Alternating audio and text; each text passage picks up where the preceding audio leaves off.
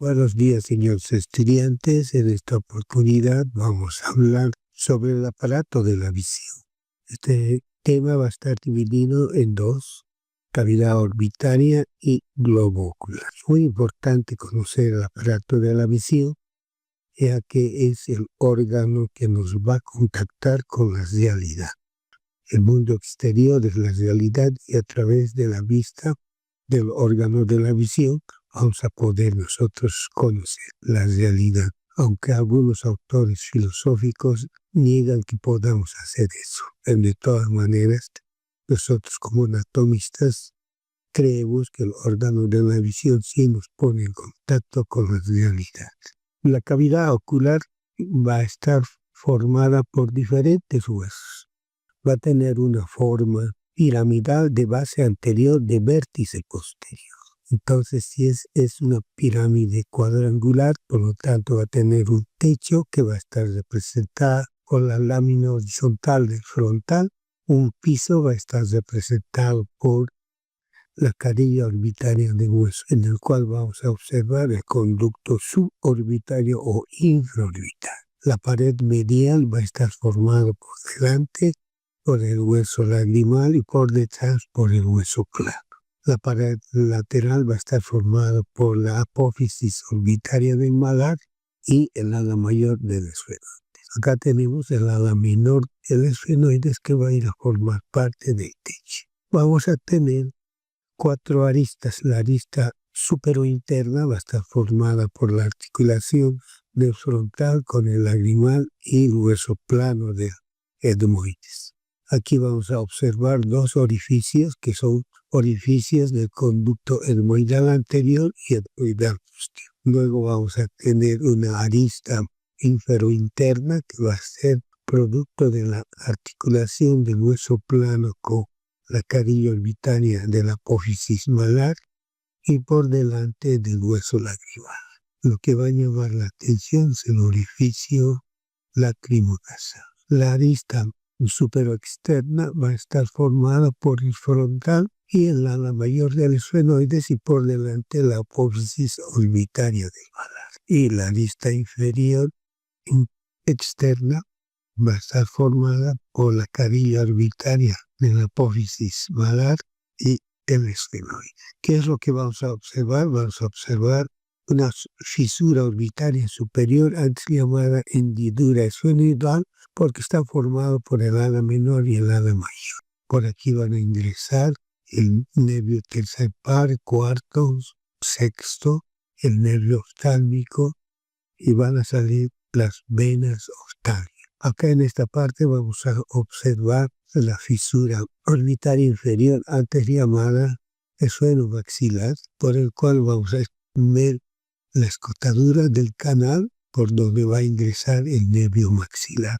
y la arteria suborbitaria. Y en el vértice vamos a encontrar al orificio óptico, el cual ingresa la arteria oftálmica y sale el nervio óptico. La base, también denominada órbita, está formada por el borde anterosuperior del hueso malar, por el borde orbitario del maxilar y por el borde orbitario del frontal.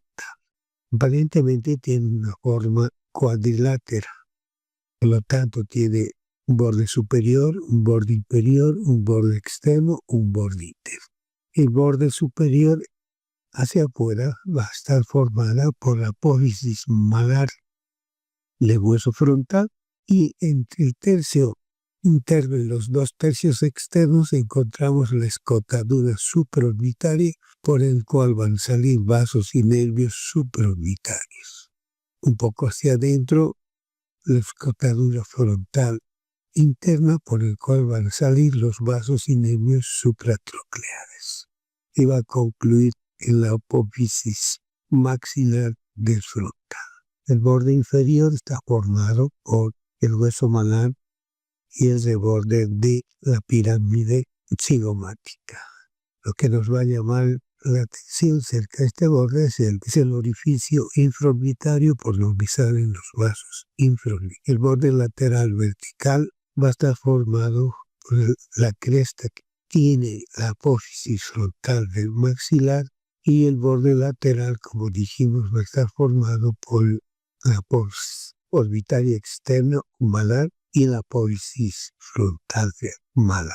Entonces, esta cavidad tiene una forma piramidal, su base va a ser anterior, la que hemos descrito, va a tener aproximadamente 45 milímetros de longitud por 40 milímetros de altura.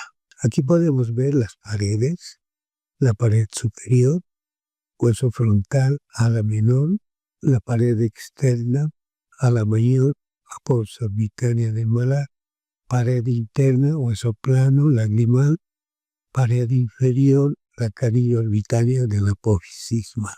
La cavidad orbitaria va a tener al globo ocular, a sus músculos extrínsecos y intrínsecos, a los nervios, a las arterias y las venas. En esta primera parte vamos a hablar de los nervios. El nervio oculomotor, también llamado tercer par, es un nervio mixto.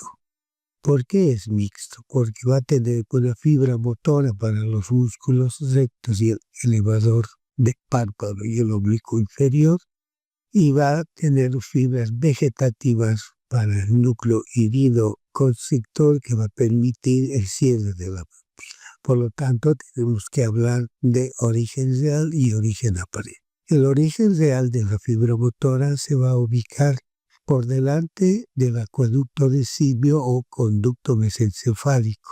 Va a estar en la sustancia gris periacueductal, por detrás de los colículos superiores, y por delante van a estar los núcleos rojos de Still. Los núcleos accesorios del tercer par son el núcleo de Edinger-Westphal o irido-constrictor, y el otro núcleo es el núcleo de Perlin, que va a ser el núcleo de la acomodación visual. Entonces las fibras van a atravesar todo el mesencéfalo y el origen aparente va a ser entre los dos pedúnculos en el área perforada posterior. Entonces acá está el origen aparente.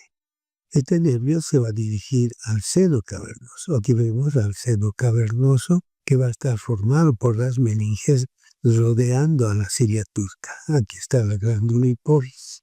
Y aquí están los nervios cerca a la pared externa del seno cavernoso. En la parte más superior se encuentra el tercer par, debajo el cuarto par, y por debajo, pero medial, el sexto par, y hacia abajo las ramas del nervio oftálmico. Por lo tanto, el nervio oculomotor va a pasar por ese seno cavernoso, y para entrar al seno cavernoso va a ocupar la escotadura superior del dorso de la cilia. Aquí podemos ver el nervio oculomotor, es el dorso de la cilia. El dorso de la cilia tiene dos escotaduras. Una escotadura superior para el oculomotor y otra escotadura inferior para el sexto par o abducen. Una vez que ingresa el seno cavernoso, va a ingresar por el agujero o hendidura esfenoidal o fisura orbitaria superior. Entonces acá vemos al nervio oculomotor, aquí al sexto par. El oculomotor va a ingresar y me va a dar una rama superior, una rama inferior, que lo vamos a estudiar con otro. Entonces aquí tenemos al oculomotor que está atravesando el seno cavernoso y ha ingresado a la cavidad orbitaria. Va a ingresar por el anillo de cilia. Aquí están las dos ramas del oculomotor. Aquí vemos el oculomotor, la rama superior, y esta es la rama inferior. Entonces la rama superior va a ir a inervar al recto superior, al elevador del párpado. Y como podemos ver acá, este es el recto superior, el elevador del párpado, y la rama inferior va a ir a inervar al recto interno, al recto inferior y al oblicuo inferior. Además me va a dar una rama para el ganglio ciliar o ganglio oftálmico de Willis. En esta parte de esta imagen vemos cómo la rama inferior me va a dar ramos para el ganglio ciliar. Este ganglio ciliar va a recibir fibras vegetativas del núcleo iridoconstrictor de Edinger-Westphal. Entonces, este ganglio ciliar es dependiente del sistema parasimpático y va a enviar fibras ciliares cortas que van a ingresar al globo ocular y van a ir al iris y van a inervar al músculo esfinteriano y por lo tanto va a producir la miosis. Pero no solamente va a recibir fibras del núcleo iridoconstrictor, sino también va a recibir fibras del núcleo de Pérlea o de la acomodación que va a ir ya no al iris, sino a los músculos del cuerpo ciliar, que van a permitir la acomodación visual. Por lo tanto, concluimos que el nervio oculomotor es un nervio mixto, motor para los músculos rectos, excepto el externo, además para el elevador del párpado y el oblicuo inferior. Tiene fibras vegetativas que van a venir del núcleo de Pérlea o de la acomodación del núcleo Edinger-Westphal o de iridoconstrictor, y que las fibras van a aprovechar el camino del oculomotor para llegar al ganglio ciliar o también llamado ganglio oftálmico de Willis, que van a ingresar a través de los ciliares cortos para inervar los músculos del iris y del cuerpo ciliar. Aquí podemos ver al nervio oculomotor, que se va a dividir en una rama superior y una rama inferior. En la rama inferior, insistimos, va a dar para el ganglio ciliar, que va a llevar fibras vegetativas. El otro nervio es el nervio abducen, que va a ir a inervar al músculo recto externo del globo ocular. Entonces, este es el músculo recto externo del globo ocular. Es un nervio netamente motor, solo tiene fibras motoras y su núcleo motor va a estar en la protuberancia. Entonces, en esta imagen que observamos, el núcleo del abducen sería este. El origen real va a estar en la protuberancia a nivel de la eminencia teres por detrás del núcleo del facial. En este dibujo que hemos utilizado, el núcleo debería estar en la protuberancia. Esta es la protuberancia y este es el bulbo. Pero los dibujantes no son anatomistas, ni los anatomistas son dibujantes, por eso aquí hay una equivocación. Este núcleo motor debería estar en la protuberancia. Por lo tanto, definimos el origen real del nervio abducen está en la protuberancia, en la sustancia gris reticular a la altura de la eminencia teres por detrás del núcleo del facial. Y el origen aparente aquí está. Va a estar en el surco bulbopontino por encima de las pirámides. Esta imagen es del Netter, y Netter era médico y anatomista, por eso son magníficas sus figuras en sus atlas de Netter. Luego va a dirigirse al seno cavernoso y va a entrar al seno cavernoso. Y va a entrar por la escotadura inferior del dorso de la silla. Aquí vemos, este es el dorso de la silla, y va a ingresar por la escotadura inferior, el nervio abducen, es oculomotor. Entonces entra al seno cavernoso y va a ingresar a la cavidad orbitaria por la fisura orbitaria superior, y aquí vemos.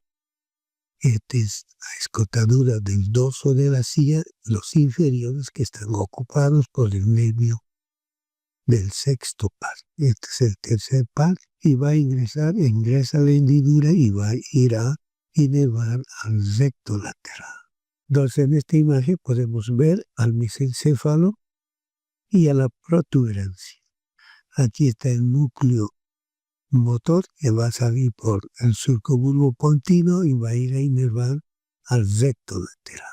Luego tenemos el cuarto par, un nervio troclear o nervio patético. También es un nervio evidentemente motor y su origen real va a ser en el mesencéfalo, a la altura del colículo inferior. Este es el núcleo motor del tercer par, un poco debajo, a la altura de la decusación de Wernicke, a la altura del colículo inferior, en el mesencéfalo. Prácticamente es la parte inferior de una columna motor. La columna motora está ocupada en la parte superior por el tercer par y en la parte inferior por el cuarto par.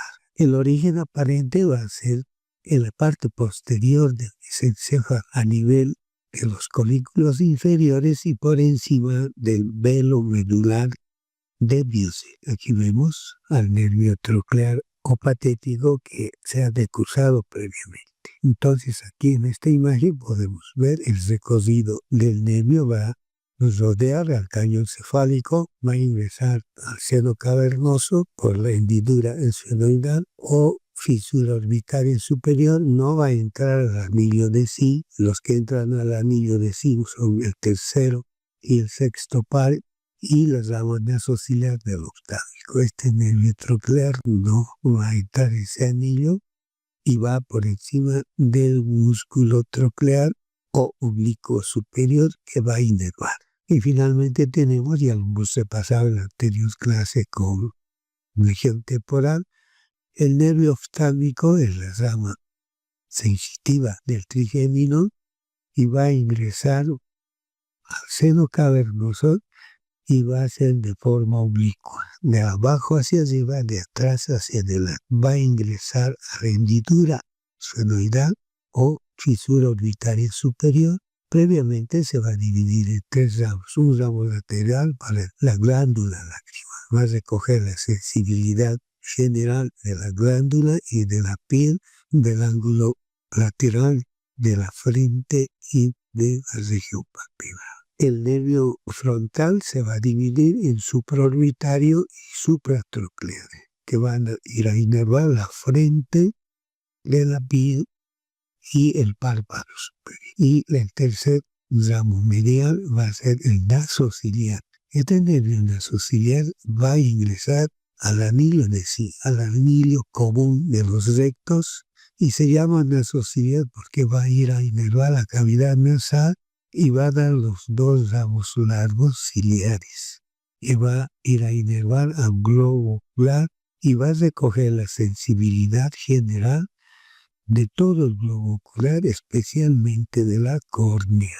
Cuando nosotros tocamos la córnea, inmediatamente cerramos los ojos. Y esto se debe al reflejo córneo que va a ir precisamente por este nervio ciliar al ganglio semilunar, al cañón cefálico, y se va a comunicar con el facial para que podamos nosotros cerrarlos. Entonces tiene ramo ciliar, rama etmoidal anterior, llamado nasal interno, y ramo nasal externo, ahora llamado infratroclear. Este ramo infratroclear va a ir a inervar el conducto lacrimodasa. Aquí podemos ver al nervio oftálmico, las ramas frontales, la rama etmoidal anterior, etmoidal posterior, aquí en la rama lágrima. Dentro de la cavidad orbitaria vamos a ver también a los rectos. Aparte de estos músculos rectos, vamos a tener los músculos oblicuos, el cerro oblicuo superior y el cerro oblicuo. Los músculos rectos van a originarse de un tendón común llamado tendón de Cis. Es un anillo que va a insertarse en el extremo medial de la fisura orbitaria superior y va a comprender dos segmentos. Un anillo para contener al oculomotor con sus dos ramos, al nasociliar y al sexto par. Entonces, los nervios que ingresan al anillo de sí, el tercero, el sexto y el nervio oftálmico, el cuarto no. Y en el extremo superior del anillo vamos a encontrar otro anillo, pero que es del nervio óptico y de la arteria oftálmica. Entonces este es el origen común. Y van a ir hacia el globo ocular de posterior y anterior y se van a insertar, como podemos ver acá, en la esclerótica. Lo van a hacer a cierta distancia de la córnea y según a 5 milímetros el recto interno, a 6 milímetros el recto inferior, a 7 milímetros el recto externo y a 8 milímetros el recto superior. Entonces podemos recortar 5, 6, 7 y 8. Luego tenemos al músculo oblicuo superior. Este músculo oblicuo superior, como podemos ver acá, el oblicuo superior se va a insertar en la parte superior e interna del orificio óptico y va a recorrer a encontrar su polea. Esta polea se va a insertar en la fosita troclear del hueso frontal que va a permitir la reflexión del músculo para que se inserte en el cuadrante superior externo. Este músculo troclear también se denomina músculo oblicuo. Luego tenemos el otro oblicuo, el oblicuo inferior o menor, que se va a insertar en el piso de la cavidad orbitaria por fuera del orificio lacrimonasal y sus fibras van a orientarse transversalmente para irse a insertar en el cuadrante inferior externo. De la inervación de los músculos. Los músculos rectos van a estar inervados por el oculomotor, excepto el externo que va a estar inervado por un nervio propio que es el abduce. De los músculos oblicuos, el oblicuo superior está inervado por el nervio patético o troclear y el oblicuo inferior por el tercer par oculomotor. Todo músculo tiene su fascia que va a envolver y proteger a este músculo.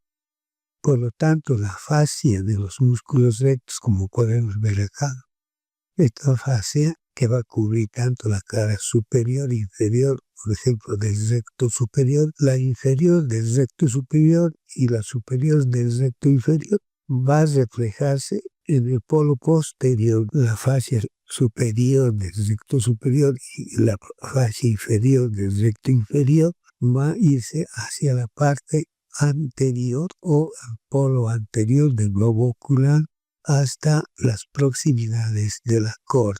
Entonces, esta cápsula de tema no es simplemente la fascia de los músculos rectos. Y es muy importante porque va a permitir al globo ocular los movimientos. Por lo tanto, la cápsula de Tenno o fascia vulvar es un tejido fibroso, flexible y elástico. Está entre la conjuntiva y la esclerótica. Protege, envuelve al ojo y rodea cada músculo. Allí va a rodear al nervio óptico y va a ir hasta la córnea, atravesada por los nervios y vasos ópticos y los vasos. Van a surgir expansiones hacia las paredes óseas de la órbita.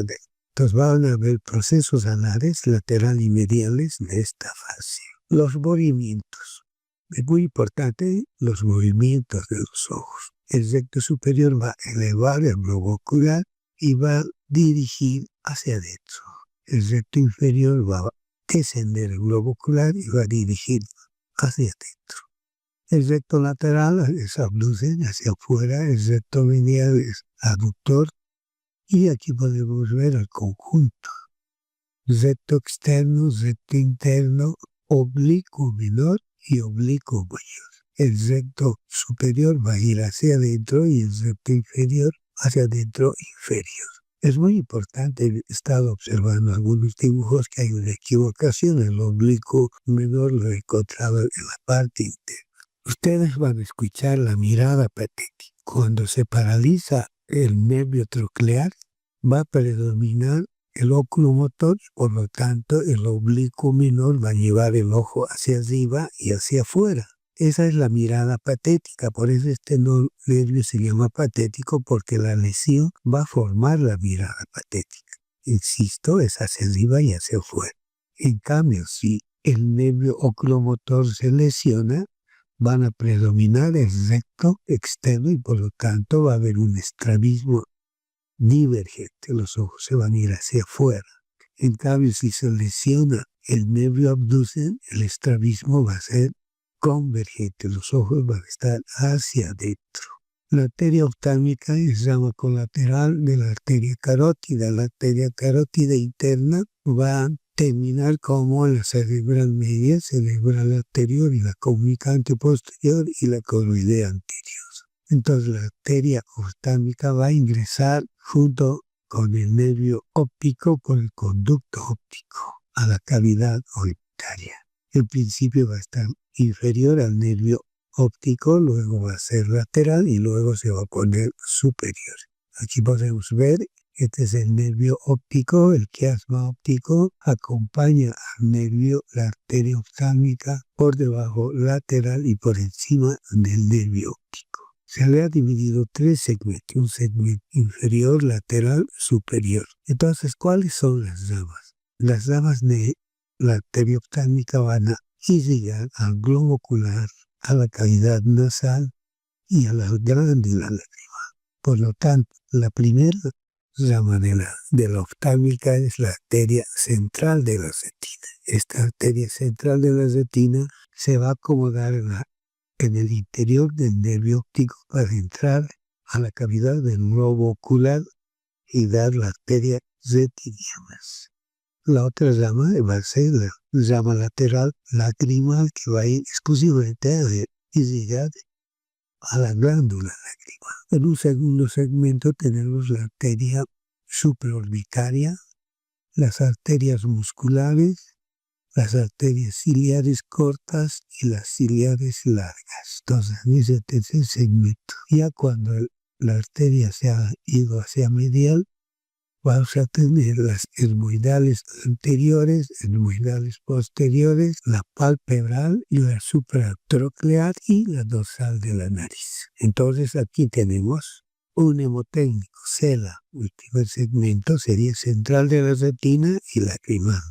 Un tercer segmento, la supraorbitaria, las ciliares cortas, las musculares, las ciliares largas. Y un tercer segmento estaría dado por las dos etmoidales, la palpebral y la supratroclear. Y la rama terminal sería la dorsal de la nariz. Por supuesto que estas arterias van a tener sus venas y van a formar dos venas ocultálmicas, la superior y la inferior, que van a salir por la fisura orbitaria superior y van a desembocar en el seno cavernoso.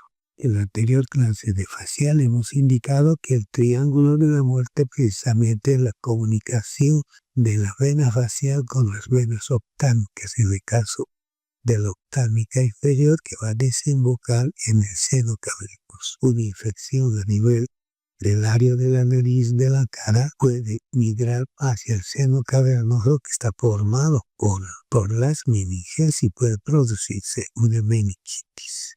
Muchísimas gracias. Esta es una clase un poco corta, pero muy importante porque estamos estudiando los pares craneales tercero, cuarto, sexto y parte del quinto. Muchísimas gracias.